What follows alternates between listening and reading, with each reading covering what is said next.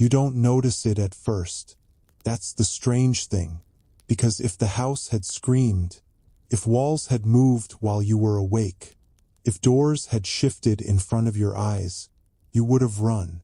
But it doesn't do that.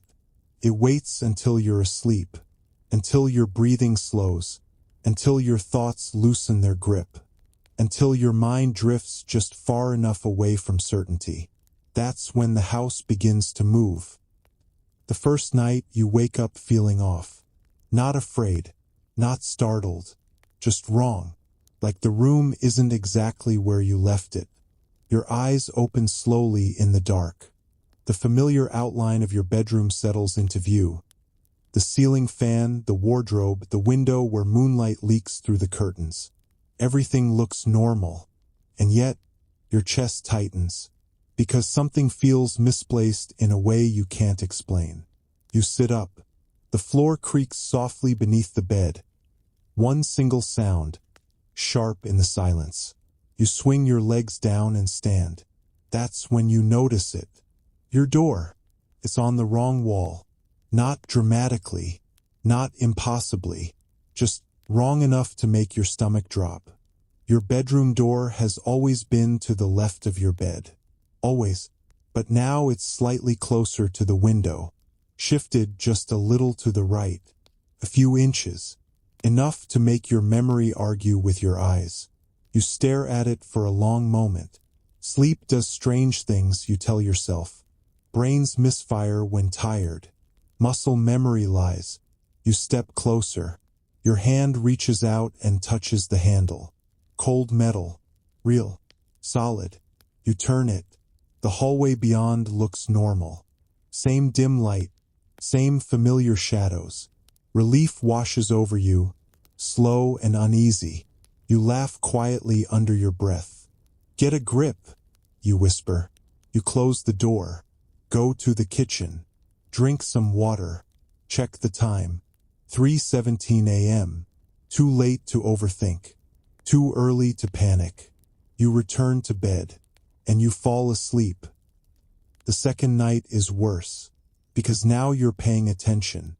You tell yourself you'll stay awake. You scroll your phone longer than usual. You watch the room like it might blink first. Nothing happens. Eventually, exhaustion wins. Sleep pulls you under. You dream of corridors. Endless ones. Doors lining both sides. Some open, some sealed, some breathing softly like they're alive. You walk barefoot across a floor that shifts beneath your steps, rearranging itself behind you. No matter how far you go, the corridor always feels like home. That's what scares you. You wake up with your heart racing. The room is darker than usual, not because the lights are off, but because the window is farther away. You sit up sharply. Your bed is no longer against the same wall. It has moved, not dragged, not pushed, placed carefully. Your bedside table is now on the opposite side.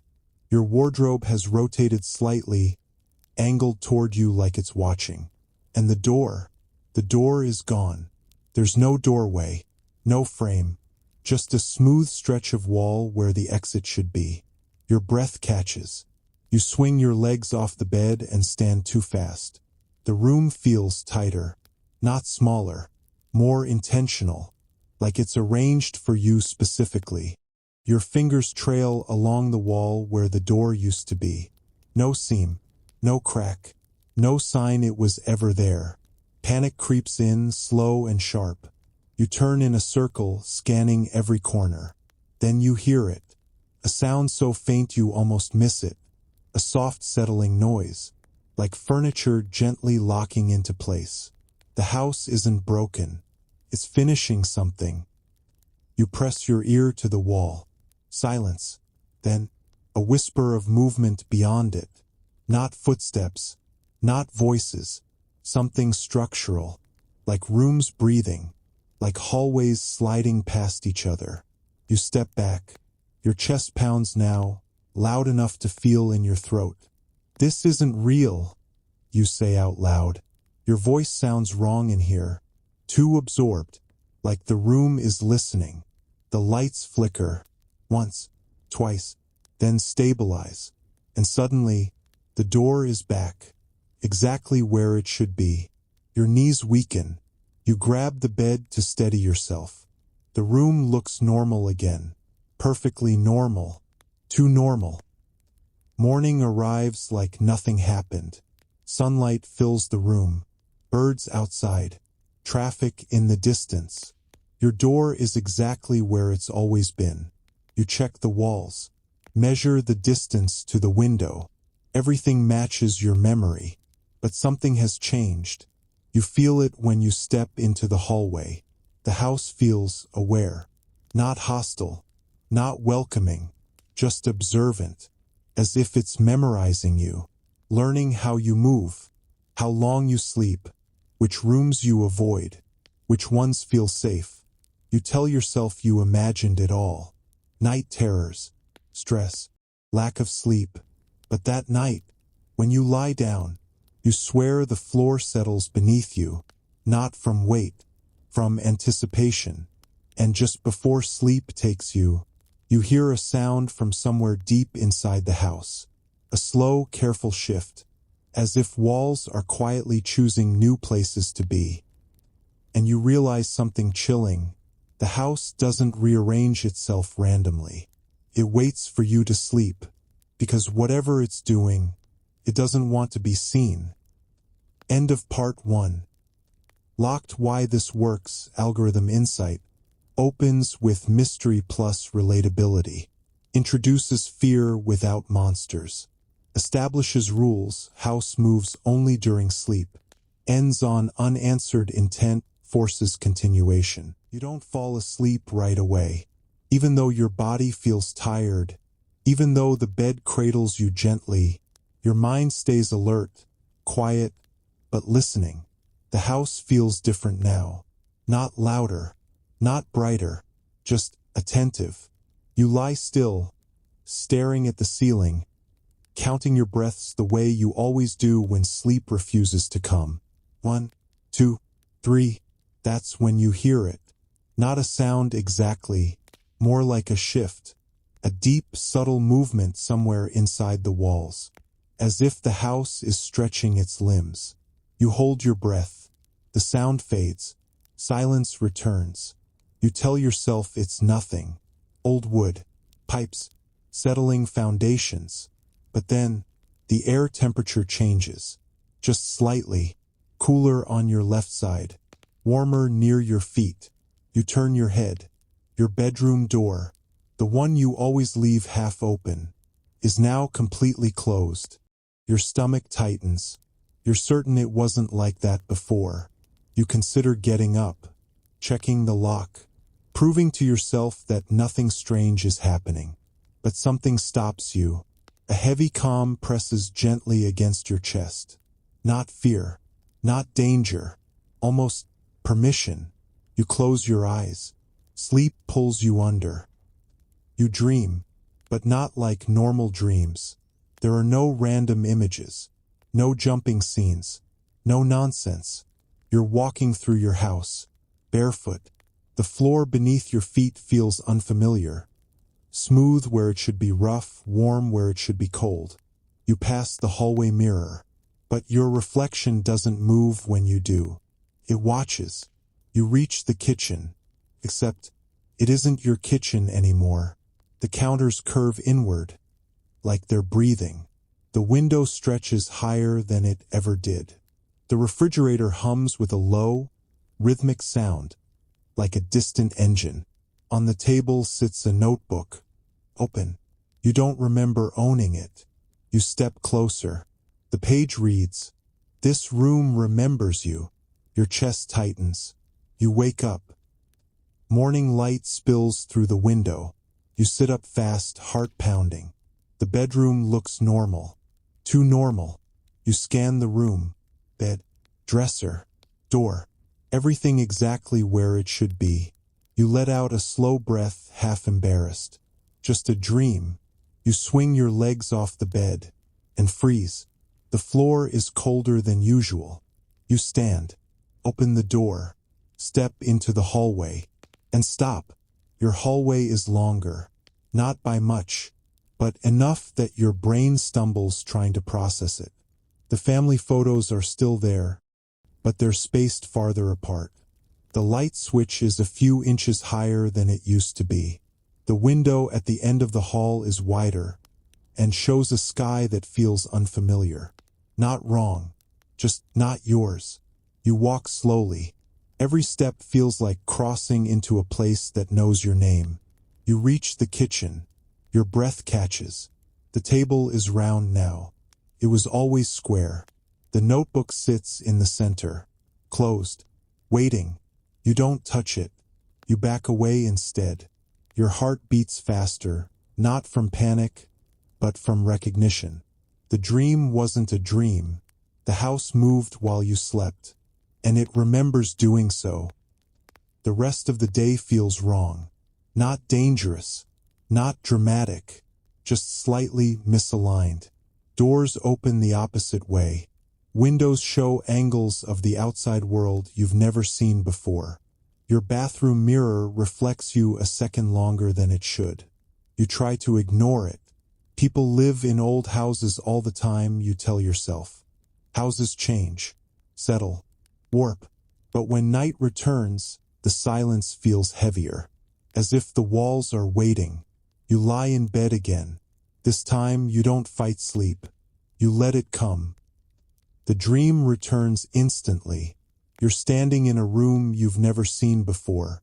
No doors, no windows, just walls made of softly glowing wood. They pulse slowly, like a heartbeat. Words appear across the surface, carved gently, as if by breath. You are safe here. A doorway opens.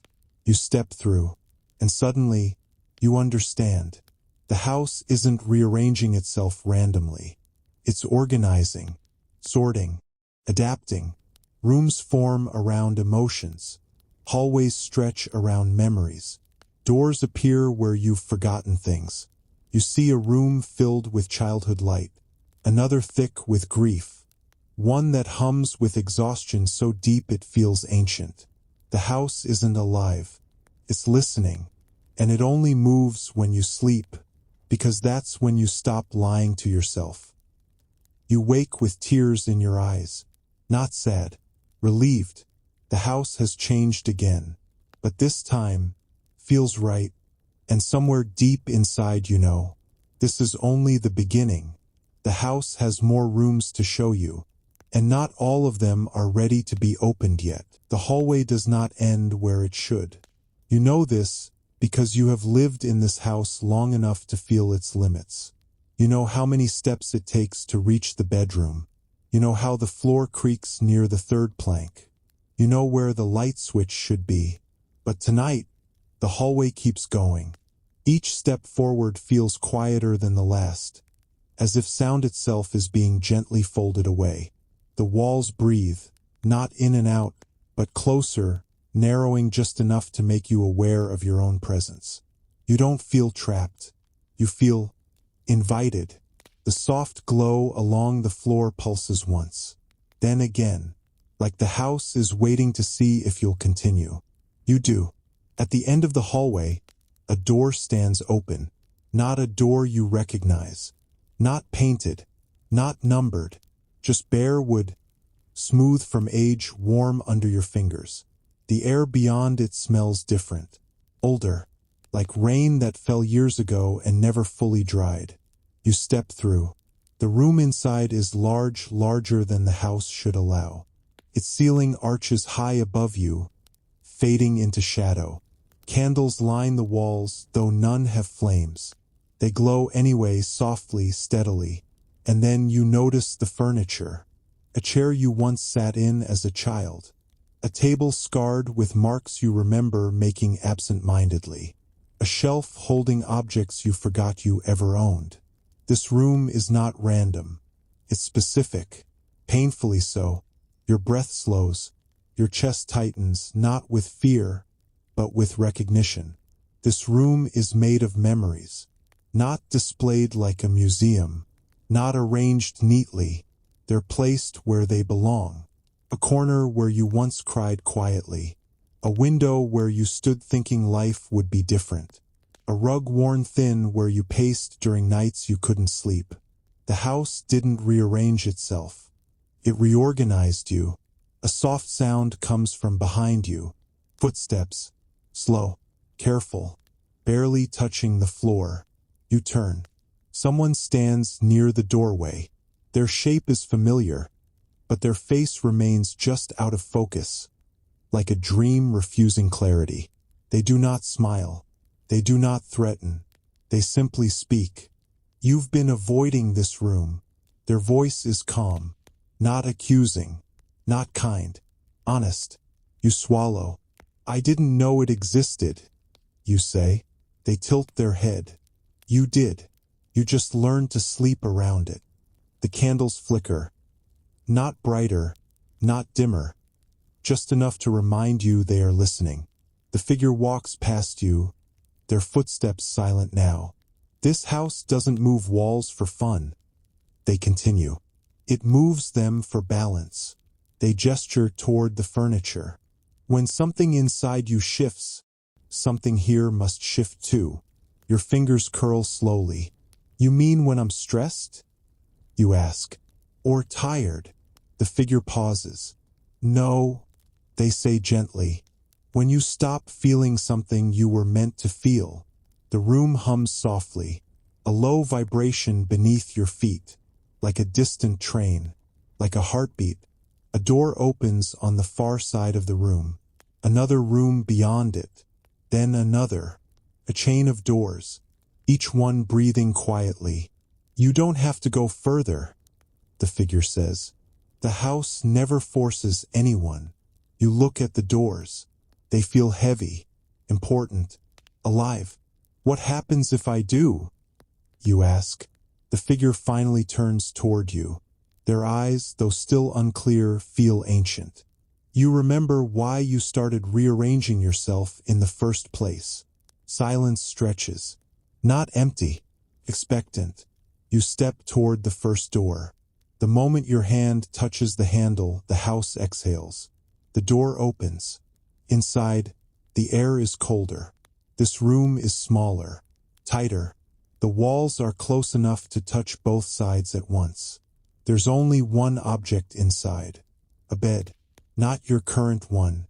Not any bed you've slept in recently. An old one. Low to the ground. Sheets thin from use. You recognize it instantly. The bed from the time you learned how to stay awake when you were supposed to sleep. The room whispers, not in words, but in sensation. Late nights. Racing thoughts. The pressure of pretending tomorrow would be easier. Your chest aches. I don't want to relive this, you murmur. The house responds, not aloud but by shifting. The walls pull back slightly. The ceiling lifts, not forcing you to remember, just making space for you to breathe. The figure appears beside you again. You don't have to relive it, they say. You only have to stop running from it. You sit on the edge of the bed. It doesn't collapse. It doesn't creak. It holds you. And suddenly you understand something the house has been trying to tell you all along. It doesn't rearrange itself while you sleep. It rearranges itself while you avoid. Every night you ignored exhaustion. Every night you pushed feelings aside.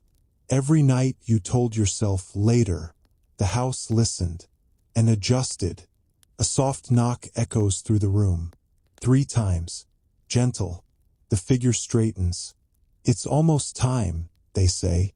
For what? You ask. They look at you with something like sympathy. For the house to decide whether you're ready to wake up. The bed begins to warm beneath you. The room dims. Doors begin opening in the distance. Slowly, one by one, not rearranging, preparing. And somewhere deep within the walls, something shifts, larger than any room. Like the house itself is turning over in its sleep. The house does not wake you. It never shakes you, never pulls you, never rushes you.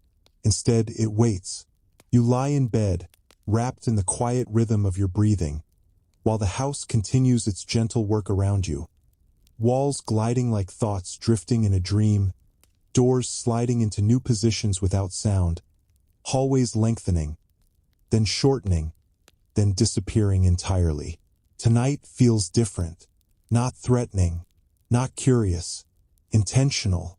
Your eyes remain closed, but you feel it, a subtle sense of completion, like the moment just before sleep becomes deep enough that dreams take over completely. Somewhere nearby, a door opens. You've never heard it before, not because it's loud, but because it wasn't there until now. The house has been building toward this moment. You rise, not suddenly, not afraid, but as if you've done this many times before in other lives. Your feet touch the floor. The bedroom is still familiar. Your bed remains where it always was. The window still faces the same direction. But when you turn toward the hallway, it's gone. In its place stands a single doorway, tall, simple, wood-worn smooth as if touched by countless hands. No handle, no lock, just a faint warmth radiating from the frame. You understand something then. The house never rearranged itself randomly. Each night it learned you, measured your fears, mapped your memories, shifted itself gently around the parts of you that were too tired to carry anymore. Every room it moved, every wall it adjusted, was preparation. This is the last room. You step forward. The moment you cross the threshold, the air changes. Not colder, not warmer, quieter, so quiet that even your thoughts soften. You stand in a vast, dimly lit space that feels larger than the house should allow. The walls are distant, the ceiling invisible. Soft light pools across the floor like moonlight through water. And then you see them. Rooms. Not connected. Not labeled. Floating. Each one holds a moment. A kitchen where laughter once lived. A bedroom filled with a sadness you never spoke aloud. A hallway from childhood. A place you forgot existed but your body remembers. The house has been storing them. Not to trap you but to return them. A gentle presence moves beside you. Not a figure. Not a voice. Just awareness. And without words it explains. The house rearranges itself while you sleep because you rearrange yourself while you live. Memories shift. Wounds move deeper. Joy hides quietly. Fatigue builds where no one sees. The house keeps balance. Each night it takes what you no longer need to carry alone and places it somewhere safe. You approach one floating room. Inside it you see yourself. Tired. Trying. Holding everything together far longer than anyone realizes. Your chest tightens, then loosens. The room dissolves into light. Another fades. Then another. The house isn't keeping them anymore. It's releasing them. You feel lighter with each one. Not empty. Not numb. Restored. Finally, only one room remains. It holds nothing. No memory. No image. No past. Just stillness. The presence surrounds you again. This room, it tells you without words, is for rest. Not sleep. Rest. The kind your mind forgot how to take. You step inside. The door closes silently behind you, and the house stops moving. For the first time since you arrived, everything is still. Your breathing deepens. Your shoulders drop. Your thoughts slow until they no longer need to finish. Somewhere far away, walls settle into their final places. The house has found its shape, and so have you. As you sink gently into sleep, one final understanding drifts through you like a lullaby. The house does not rearrange itself to confuse you. It rearranges itself to protect you. And tonight, it has nothing left to fix, only to hold. Your breathing becomes slow, even, peaceful, and the house, quiet at last, keeps watch until morning.